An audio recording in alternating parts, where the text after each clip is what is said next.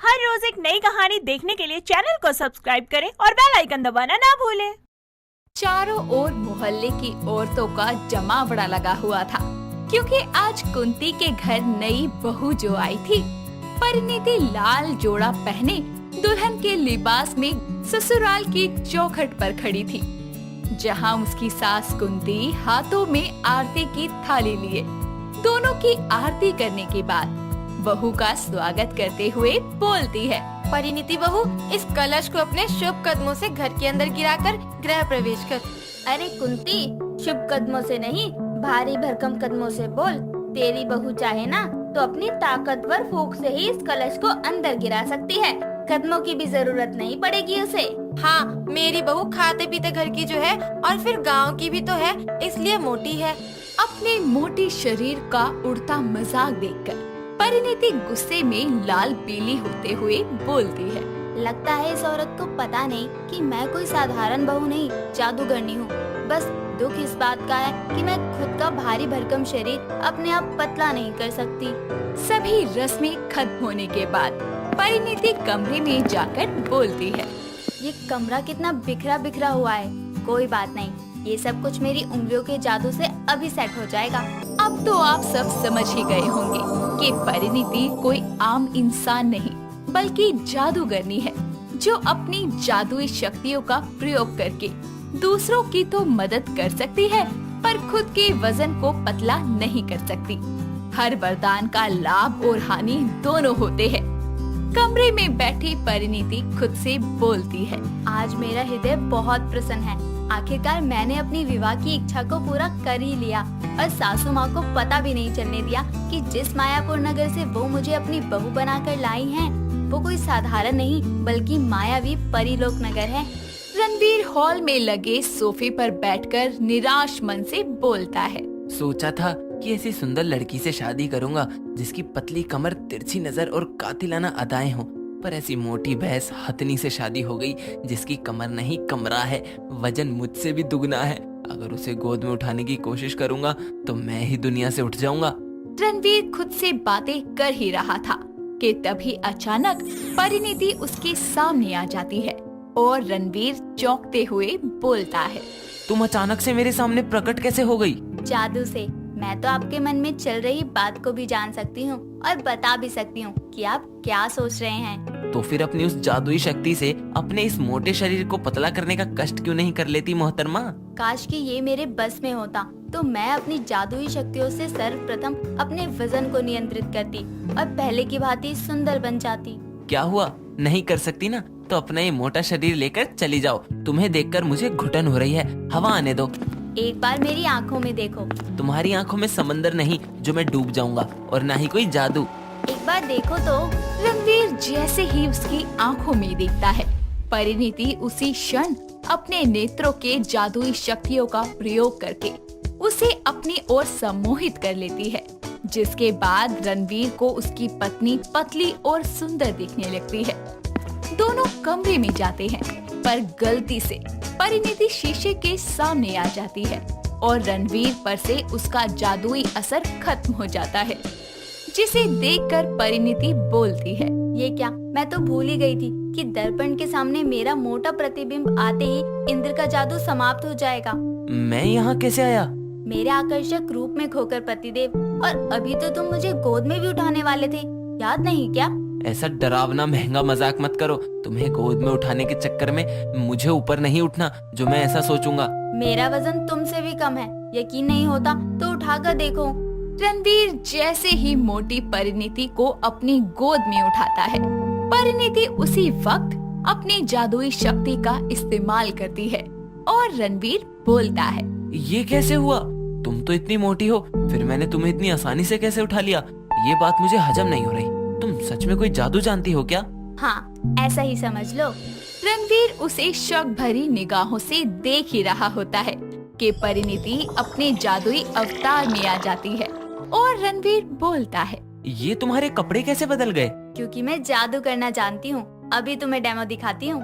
परिणीति अपने जादू से कमरे का सामान इधर उधर करने लगती है, जिसे देखकर रणवीर दंग होकर बोलता है। जरा ये अपना जादू मुझ पर आजमा कर दिखाओ। परिणीति के चुटकी बजाते ही रणवीर का काया पलट हो जाता है, जिसे देखकर वो बोलता है। ओ नो, मेरे कपड़े कहाँ गए? मुझे लगता था कि सबसे बड़ा जादू सिर्फ ब्यूटी पार्लर में ही होता है। अंदर जाता कोई और है और निकलता कोई और है, पर तुम इस निकर में अच्छे लग रहे हो। कहो तो अपने जादू से इसे भी छूमंतर कर दूं? नहीं, इतनी मेहरबानी मत करो। जब तुम जादू जानती हो तो फिर तुम अपने थुलथुले मोटे शरीर को कम क्यों नहीं कर लेती? क्योंकि ये मेरे बस में नहीं। मैं चाहकर भी अपना मोटापा कभी कम नहीं कर सकती। गुजरते वक्त के साथ परिणीति जादू का इस्तेमाल करते हुए घर की साफ सफाई से लेकर रसोई की सभी जिम्मेदारियों को भी खत्म कर लिया करती। और एक दिन सुनंदा उसके पास आकर बोलती है। अरे ओ कुंती, कहाँ है तू और तेरी जादूगरनी मोटी बहू? बुला उसे। कौन है? अरे सुनंदा, ये क्या? तो इतनी कैसे फूल गई? गुब्बारे का हवा अपने अंदर भर लिया है क्या? हाय राम! पता नहीं रातों रात मेरा शरीर गुब्बारे की तरह कैसे फूल गया। इसलिए कहते हैं कि दूसरों का ज्यादा मजाक नहीं उड़ाते। भगवान हाथों हाथ इंसाफ करता है। तूने मेरी बहू को मोटा कहा था, ये उसी का फल है। उसी बात का तेरी बहू ने बदला लिया है। तेरी उसी जादूगरनी मोटी बहू ने मुझे अपने जैसा बना दिया। इतना कहकर सुनंदा वहाँ से चली जाती है। उसकी कही बात कुंती को खटकने लगती है और फिर वो कहती है, कहीं सच में बहू कोई जादू तो नहीं जानती? अरे रातों रात कोई इतना कैसे फूल सकता है? पर अगर बहू जादू जानती तो अपना फूला हुआ शरीर पतला भी तो कर लेती। जब कभी भी मोहल्ले की कोई औरत परिणीति के मोटापे का मजाक बनाती तो परिणीति अपनी जादू का इस्तेमाल करके उसे भी मोटा कर देती। ये सब कुछ देखकर कुंती शक भरी नजरों से परिणीति को देखते हुए बोलती है। बहू सच बता, तू कोई जादू वादू जानती है क्या? जो कोई भी तुझे मोटा बोलकर या तेरी खिल्ली उड़ाकर यहाँ से जाता है, अगले दिन उसका वजन तेरे जैसा ही क्यों हो जाता है? अरे ऐसे ही चलता रहा तो मोहल्ले का खात्मा हो जाएगा। अब तू अपना वजन कम करेगी। आज से तेरा खाना बंद, तुझे सिर्फ सलाद मिलेगा, वो भी अगले 1 महीने तक। 1 महीने बाद दोबारा से तेरा वजन देखती हूँ। आखिर मेरी मोटी बहू का राज क्या है?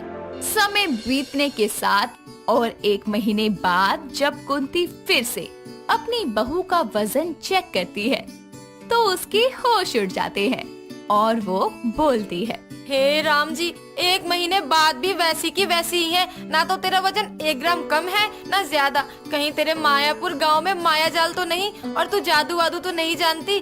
तभी तू टस से मस भी नहीं हुई। माँ जी, आपको क्या लगता है? तेरा इस भारी वजनदार शरीर में भी झटपट काम करना, मेरी हर फरमाइश को मिनटों में पूरा करना, ये साधारण मोटी बहू तो नहीं कर सकती। क्योंकि मोटे लोग तो खुद को नहीं संभाल पाते, फिर तो इतनी अलग कैसे है? मुझे लगता है कि अब सच छुपाने का कोई फायदा नहीं। माँ जी, मुझे जादू आता है। उसी जादू से मैं सब कुछ मिनटों सेकंडों में करती हूँ। ये रहा डेमो। परिणीति अपने असीमित जादू की शक्तियों का प्रयोग करके अपनी सास को भी अचंभा कर देती है और कुंती बोलती है, हाय राम, मैंने क्या अनर्थ कर दिया। मेरी मोटी बहू तो जादू टोना जानती है।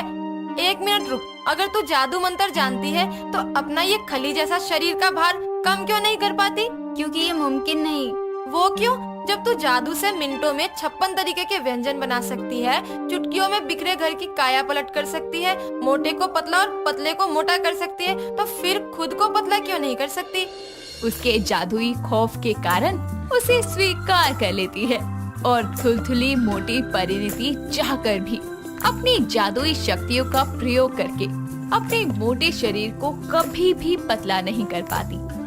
इस तरह परिणीति को अपनी एक गलती की सजा जिंदगी भर अपने मोटे शरीर के साथ रहकर चुकानी पड़ती है। ब्रेड पकोड़े खाने की शौकीन अंजलि हर रोज अपने कॉलेज की कैंटीन से ब्रेड पकोड़े खाया करती थी। ऐसे ही आज भी वो कैंटीन के एक टेबल पर बैठी हुई मजे से ब्रेड पकोड़ों का आनंद ले रही थी। तभी खाते हुए वो एक ब्रेड पकोड़े की तारीफ में कहती है, आहा, कसम से यार मजा ही आ गया। मस्त बनाई है ब्रेड पकोड़े। आज तक इतने अच्छे ब्रेड पकोड़े खाए ही नहीं। मेरे तो दिन की शुरुआत एकदम मस्त हो गई। ब्रेड पकोड़े खाने के बाद अंजलि एक लंबी सी डकार लेते हुए घर की तरफ रवाना हो जाती है, जहाँ उसकी माँ सविता बोलती है। अरे आ गई अंजलि बिटिया, चल तू हाथ मुंह धो ले, मैं खाना लगाती हूँ। माँ मुझे भूख नहीं है, मैं जा रही हूँ। वहीं रुक जा, ऐसे कैसे तुझे भूख नहीं है? सुबह के 2 ब्रेड खाकर कॉलेज गई हुई थी, अब तक पचा नहीं क्या वो जो तुझे भूख नहीं लग रही? चुपचाप बैठ जा, समझ गई ना? माँ मेरे पेट में इस वक्त रत्ते भर भी जगह नहीं है, प्लीज माँ समझो ना, ऑलरेडी ब्रेड पकोड़े खाकर मैं फुल हो गई हूँ। अच्छा जी, तभी कहूँ तो खाना खाने में इतनी आनाकानी क्यों कर रही है? एक काम क्यों नहीं करती, कॉलेज की कैंटीन के आसपास ही एक झुग्गी झोपड़ी खरीद ले, तेरा मन करे उतने ब्रेड पकोड़े खाती रहिए वहाँ बैठकर, ठीक है? क्या मिलता है आपको ताने कसकर? जब भी मैं अपने मनपसंद खाने की बात करती हूँ, मैं अपने ब्रेड पकोड़े की बात करती हूँ, आप तो बस मेरी गर्दन पर हथौड़ा चलाने लगती हैं। ज्यादा बहसबाजी मत कर मुझसे, तुझे नहीं खाना तो जा अपने कमरे में और पसर जा जाकर। अंजलि अपना बैग लेकर कमरे में जाकर फोन चलाने लगती है और तभी उसकी आंख लग जाती है। दिन ढलने के साथ शाम होती है और अचानक उसकी आंख खुलती है। कमरे में आ रही खाने की खुशबू को महसूस करते हुए वो किचन में आती है और पीछे से अपनी माँ को गले लगाते हुए बोलती है। माँ इतनी सुबह सवेरे क्या बना रही हो? रात होते ही तेरी आँखों को रतौंधी की जकड़न लग गई क्या? आँखों के आगे से पर्दा हटा कर देख, 8 बज रहे हैं, वो भी रात के। अब तुझे कोई काम तो है नहीं, इसलिए घोड़े बेचकर गहरी नींद में दोपहर में सो लेती है और शाम को उठती है। माँ आपको हर वक्त अपना तानों का पिटारा खोलना बहुत जरूरी है क्या? मेरे पेट में गुड़गुड़ हो रही है, कुछ दे दो खाने को। क्यों, ब्रेड पकोड़े इतनी जल्दी पच गए क्या? आलू के पराठे बनाए हैं, जाकर खा ले। पता नहीं आज मेरे हाथों से ज्यादा आलू कैसे उबल गए, इतना मसाला बच गया, क्या करूँ अब इसका? माँ आप चिंता मत करो, आपकी बेटी के रहते ये आलू मसाला खराब नहीं जाएगा। क्यों, तू इसे भी अपने पेट में रखने वाली है क्या? चल क्या रहा है तेरे भेजे में? माँ थोड़ा सब्र करो, आप आराम से जाकर सोफे पे बैठो। बस मैं यूँ गई और यूँ आई, ये बता दो बेसन का डब्बा कहाँ है? वो रखा दूसरे ड्रॉर में। अंजलि फटाफट से बेसन का घोल रेडी करते हुए फ्रिज में रखे ब्रेड के पैकेट को बाहर निकालकर ब्रेड पकोड़े बनाने लगती है और प्लेट में सारे तले हुए ब्रेड पकोड़े लेकर अपनी माँ के पास आकर बोलती है। टन टन टन, पेश है गर्मा गर्म टेस्टी क्रिस्पी ब्रेड पकोड़े, जिसे बनाने का श्रेय जाता है मिस अंजलि को। बस बंद करिए छिछोरे जैसे बोल बच्चन, मैं जानती थी कि तू किचन में अपने भुक्कड़ पेट के लिए ही ब्रेड पकोड़े का आविष्कार कर रही होगी। माँ आप तो मेरी तौहीन कर रही हैं। एक तो मैंने आपका आलू बर्बाद होने से बचाया, आपको ब्रेड पकोड़ा बनाकर खिलाया, और आप मुझे ताने कस रही है। अरे अरे, मेरी दयालु बेटी ने आलू को बचाने के लिए कितनी मेहनत की। इसे पहले की तो ब्रेड पकोड़े खाकर फूल फूल कर आलू की तरह हो जाए, तेरे लिए रिश्ता ढूंढना पड़ेगा, वरना तो इस ब्रेड पकोड़े के ऑयल के कारण अपना ठीक ठाक फिगर भी स्पॉइल कर लेगी। वक्त बीतने के साथ एक दिन रोहित नाम के एक लड़के का रिश्ता आता है और वो अपनी माँ अनु के साथ चलकर उनके घर आता है। अंजलि रेड कलर का सूट पहने हुए हाथों में चाय और ब्रेड पकोड़े लिए टेबल पर सर्व करती है और तभी ब्रेड पकोड़े की तारीफ करते हुए अनु बोलती है। अरे वाह, ये ब्रेड पकोड़े तो बड़े लाजवाब बने हैं और इसकी ये चटनी तो उससे भी चटपटी। ये तो आपकी होने वाली बहू ने अपने हाथों से बनाए हैं, बहुत अच्छा खाना बनाती है समधन जी। मेरी बेटी अंजलि का एकदम नपा तुला हाथ है। अंजलि और रोहित के साथ साथ पारिवारिक रजामंदी से कुछ ही दिनों में वो शादी के बंधन में बंध जाते हैं, जिसके बाद अंजलि अपनी ससुराल आती है और सभी जिम्मेदारियों को बखूबी संभालती है। तभी एक दिन जोरों की बारिश होने के साथ अंजलि का मन ब्रेड पकोड़े खाने को ललचा जाता है और वो किचन की खिड़की से आसमान की तरफ देखते हुए बोलती है। आए हाय, ऐसे मौसम में तो कुछ ब्रेड पकोड़े होने चाहिए, इसलिए आज मैं ब्रेड पकोड़े बनाऊंगी। अंजलि जल्दी से हाथ चलाते हुए ब्रेड पकोड़े बनाती है। तभी अचानक दरवाजे से भीगता हुआ उसका पति अंदर आता है और किचन से आ रही ब्रेड पकोड़े की खुशबू को महसूस करते हुए कहता है। माँ, ये पकोड़े की खुशबू कहाँ से आ रही है? ये खुशबू किचन से आ रही है। लगता है बहू आज पकौड़े बना रही है। मैं भी कब से उसकी ही राह देख रही हूँ। दोनों बातें कर ही रहे होते हैं कि तभी अंजलि हाथों में ब्रेड पकोड़े की प्लेट और चटनी लेकर आते हुए कहती है, इंतजार खत्म हुआ। आप दोनों की खिदमत में हाजिर है गर्मा गर्म पकोड़े। हाँ, पकौड़े नहीं, ब्रेड पकौड़े। इसका मतलब बहू तो पकौड़े नहीं बल्कि ब्रेड पकौड़े बना रही थी। माँ जी, वो क्या है ना, बड़े दिनों से ब्रेड पकोड़े खाने का मन कर रहा था और आज बरसात भी हो रही थी, तो मैंने सोचा क्यों ना बरसात में ब्रेड पकोड़ों का मजा लिया जाए। पर मुझे तो लगा कि तू प्याज पालक के पकौड़े बना रही होगी। माँ जी, ये भी पकोड़े ही तो हैं। अंजलि, पकोड़े और ब्रेड पकोड़े में फर्क होता है। पर होते तो दोनों पकौड़े ही है ना। पकौड़े में आलू होता है, प्याज होता है और वो थोड़े साधारण दिखते हैं। ब्रेड पकोड़ा थोड़ा तिकोना होता है, साइज में बड़ा होता है और इसमें ब्रेड लगा होता है। हाँ बहू, हम तेरी बात समझ गए। चखा तो सही अपने ब्रेड पकौड़े।